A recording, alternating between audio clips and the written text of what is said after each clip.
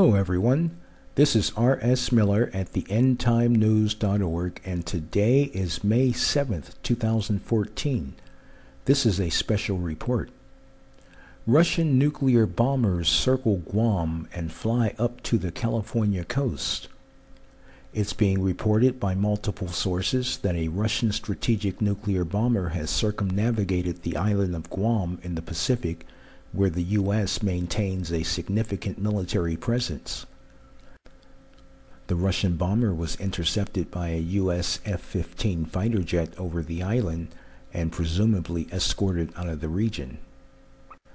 The commander of the U.S. Air Force in the Pacific, General Herbert Carlisle, while speaking at the Center for Strategic and International Studies, said that the Russian air activity in the Asia-Pacific region has drastically increased, as well as a lot more ship activity.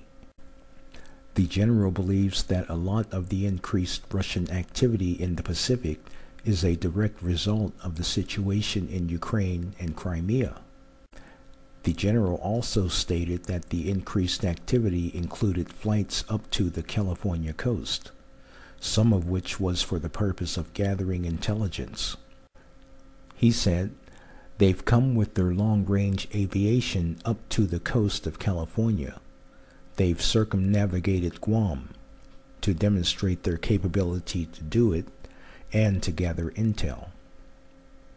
This latest incident is just another in an increasingly hostile and Cold War-like relationship between the West and Russia over the Ukraine crisis. On April 12th, a Russian warplane repeatedly buzzed the USS Donald Cook while on patrol in the Black Sea. Although U.S. officials say that the plane was unarmed, I know for certain, due to my personal experience in a similar situation while in the Navy, that it would be virtually impossible to tell whether or not the approaching aircraft was armed until it was close enough to be verified visually. In other words, the commander of the USS Donald Cook could not possibly know whether or not the Russian warplane was armed until it was close enough to be seen visually.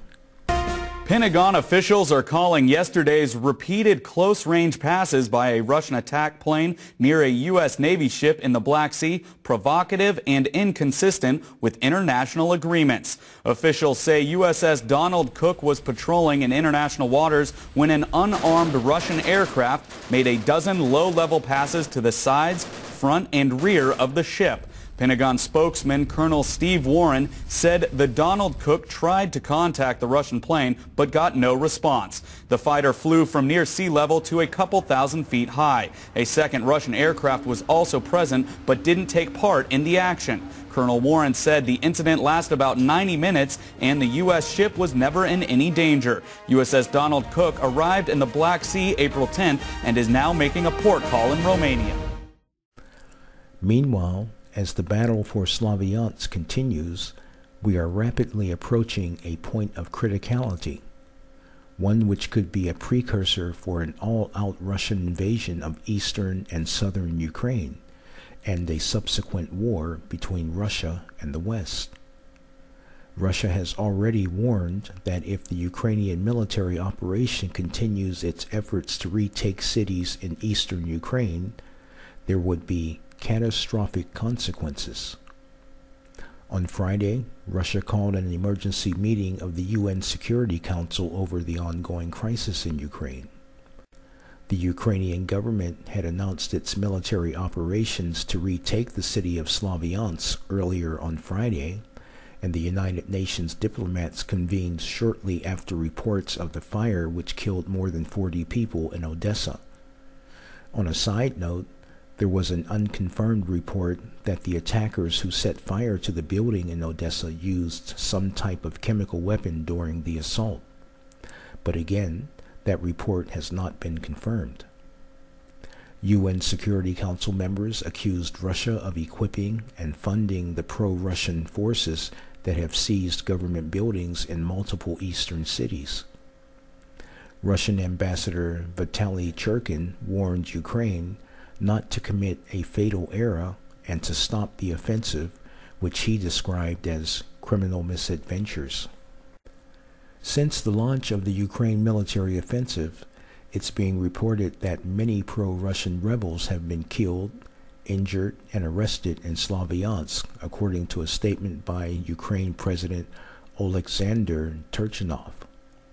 20 tanks and 30 armored vehicles are said to be taking part in the assault on Slavyansk. The separatists in eastern Ukraine are expected to hold a referendum on May 11th to vote on secession from Ukraine. If the referendum takes place, then it could be a repeat of the annexation of Crimea by Russia and pave the way for a full-scale invasion of the eastern portions of Ukraine. And of course, if that happens, there is little doubt in my mind that the Ukrainian government would fight back, especially considering that they have at least the verbal backing of NATO and the US. This reaction by the Ukraine military will end up being the motivation for Russia to continue its invasion into most of, if not all of, Ukraine. This in turn would likely cause NATO and the US to become engaged on a military level against Russia, and we would in fact be facing the prospect of a Thermo Nuclear War. Friends, we are living in the last days before the Battle of Armageddon and the return of Jesus Christ. Although there are many people who simply dismiss Bible prophecy and the Bible in general as myth and fairy tale, it is not a wise thing to do. Considering the fact that if the Bible is true, then there are going to be severe consequences for those who reject God's only plan of salvation, Jesus Christ. Then it would seem to make sense to at least verify the validity of the Bible before making a decision which will determine where they spend all of eternity. If the Bible is true, then all of those who reject Christ will spend their eternity in a very uncomfortable place known as hell. With that prospect in mind, doesn't it make sense to at least verify the truth and accuracy of the Bible? And although it may not always be an easy thing to do, there are plenty of Bible prophecies which were written as many as thousands of years ago, which have been proven to be 100% accurate. Now, if the rest of the Bible turns out to be just as accurate, including that Great Tribulation period, which is scheduled to take place in the very near future, and that no man can come to the Father except through Jesus Christ, then where does that leave all of those who do not believe? In Matthew chapter 7, verse 13, Jesus tells us to enter in at the strait gate, for wide is the gate and broad is the way that leads to destruction, and many there will be which go in there. In other words, the road that leads to salvation is narrow and straight, and there will only be a few that find it. On the other hand, many, due to their lack of belief, will find themselves on that broad and winding road which leads to eternal destruction. This is the time to ask yourselves, which road are you on? Currently, it is not too late to change the direction, but that window of opportunity is rapidly closing.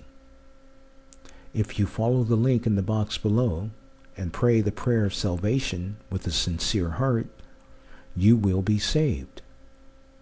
May God bless you and yours.